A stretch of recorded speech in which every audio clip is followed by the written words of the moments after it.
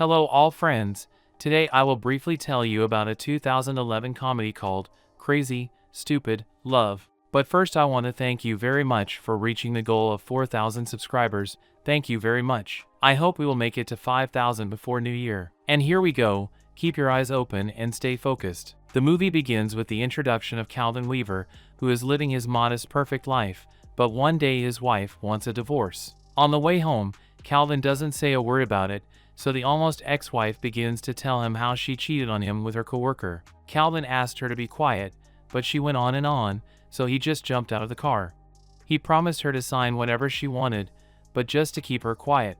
At this time, their 13-year-old son confesses his love to his 17-year-old babysitter, but his parents return and Calvin offers Jessica a ride her. A young man, Jacob Palmer, has been watching young beauty Hannah for 2 hours, who is just discussing boyfriends with a friend, and suddenly Jacob bursts into their conversation. The man immediately inundates Hannah and her friend with compliments, but puts the main emphasis on Hannah. And in the course of the dialogue, her friend already confesses her love for him, but Hannah decides not to be seduced and goes home. Our love hurricane is just beginning to develop, because Jessica wanted to confess her love to Calvin, but he interrupted her with a request not to tell her parents about their divorce, and the girl has no time to express her feelings, already found herself on the side of the road. Calvin himself arrived at the bar and tried to meet the girl, but his story about divorcing his wife, the girl wouldn't listen, and when he noticed Jacob's alpha male, he called him not very nice words. The next day his boss wonders why he was crying in the bathroom, and when Calvin tells him he's getting a divorce, the boss bursts into laughter, because he thought he had cancer and lets him go home to rest. But to what house, exactly? Calvin arrives at his former fortress admiring the view. But suddenly his wife Emily shows up, who doesn't understand herself, pouring her heart out to him about having a midlife crisis, but Calvin isn't going to listen to her and asks him to remember to fertilize his garden. In the evening, he goes to the same bar and again observes the same Jacob, who manages to snag another girl. It turns out Calvin was waiting for his friend Bernie, who told him that his wife had forbidden him to communicate with him, so he gives up the perfume with the check and leaves. And Calvin's pleas for Bernie to come back were overheard by Jacob and interested in his story, so he called him in. But at the table it turns out that he's tired of listening to this pathetic loser's story of how someone slept with his wife, so he really wants to help him with the rebirth of the sense of man he lost as it turns out over 20 years ago. They arrange to meet on Thursday at 3 o'clock and Jacob leaves with the nice girl. On Thursday, Calvin brings the kids over and Robbie immediately declares to his father that love is bad, and when he is about to tell him that he loves Jessica, she immediately shows up and compliments Calvin on the apartment. And when her father leaves, Robbie confesses his love for her again. Meanwhile, Hannah's boyfriend wishes her a successful exam and invites her friend to a special party and kisses Hannah. She is completely mesmerized by him, so she thinks he will propose to her, but her girlfriend doesn't like him, so she just leaves. Calvin meets Jacob and he immediately notices that he's late, then asks for his sneakers and throws them away. After cheering up our bachelor, they head to the nearest luxury shoe store.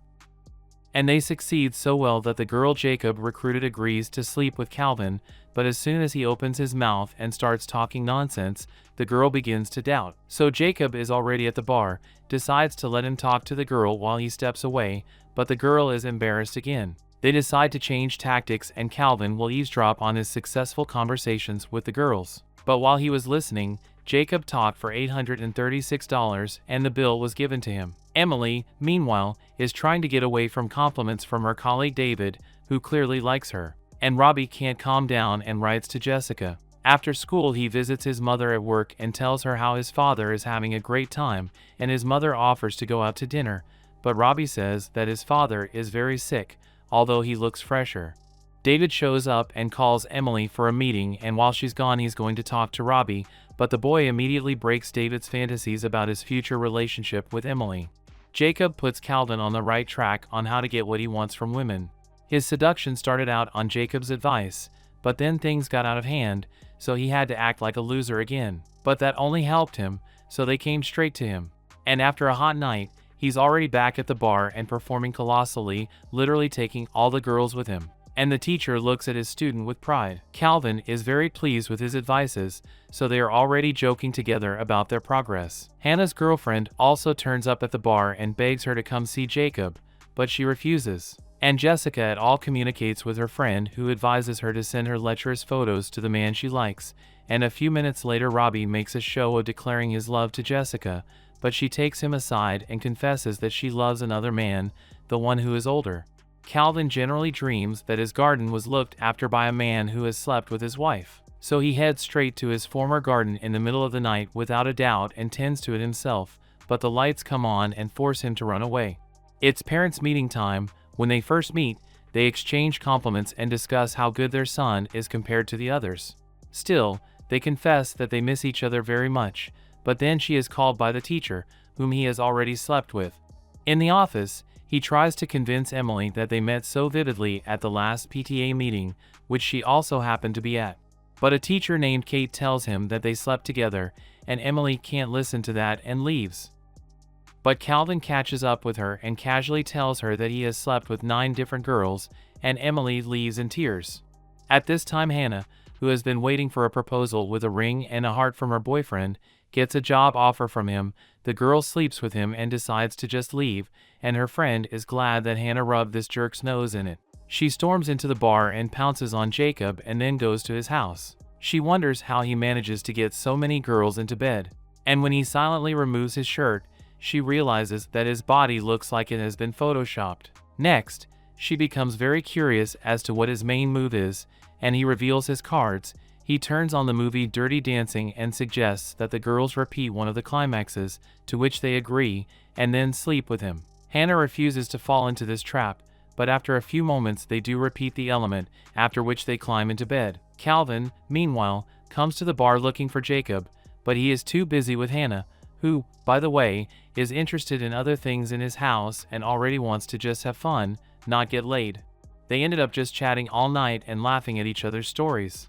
After that, they fell asleep amicably, and Calvin tries to get through to Jacob at night. Emily has already had a great night with David, but Jessica declares that she doesn't want to get dirty money from her because her kids don't want to go to bed until Daddy comes and leaves their house. When Mom goes in the house and puts the bouquet down, Robbie picks it up and rides away on her bicycle, and Jessica, following her friend's advice, takes nude pictures for Calvin and wraps them in an envelope, but she hears the doorbell ring. Robbie turns out to be a smart boy, so he simply crosses out David's name and writes his own, asking for another chance.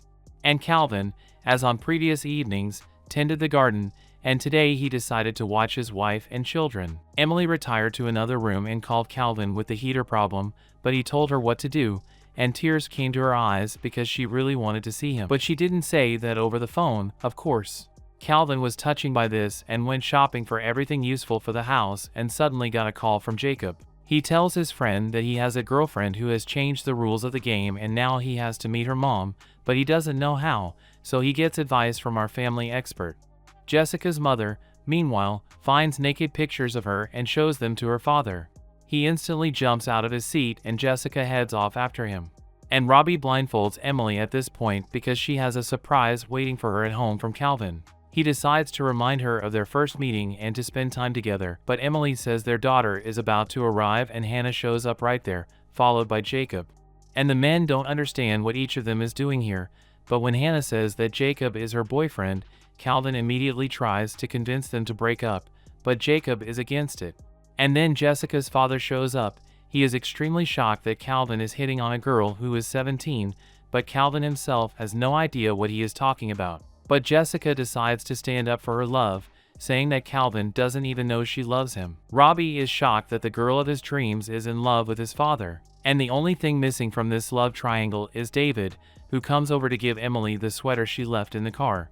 Jacob immediately punches him in the face and there is the most violent fight between all the men, which the women only manage to break up by calling the police. Calvin then tries again to convince his daughter to break up with Jacob, but she refuses and her father drives her away with Jacob. And after that, he admits defeat and gives David his wife. After a while, Robbie decides to forget Jessica, who in turn tries to forget Calvin. And Jacob and Hannah live a happy life. One dim evening, Jacob sits down with Calvin and tells him that the kids miss him and wonders if he will come to Robbie's graduation, and Calvin agrees. And then Jacob tells him how much he loves Hannah and Calvin tells him a long story about raising her and how he taught her everything. But Calvin still won't bless their relationship, so Jacob says he's a good father and leaves. A short time later, Carl goes to his son's graduation and notices an empty seat next to Hannah, but Jacob immediately takes a seat there, so he has to take a seat aside. And when his son's speech begins that love doesn't exist, he objects and tells the whole audience about how he met his first love when he was 15 and still loves her dearly. So Robbie decides not to give up and tells Jessica how he feels. And after the show, Calvin threatens Jacob that he will shoot him if anything happens to her, and of course adds to him what he has long dreamed of.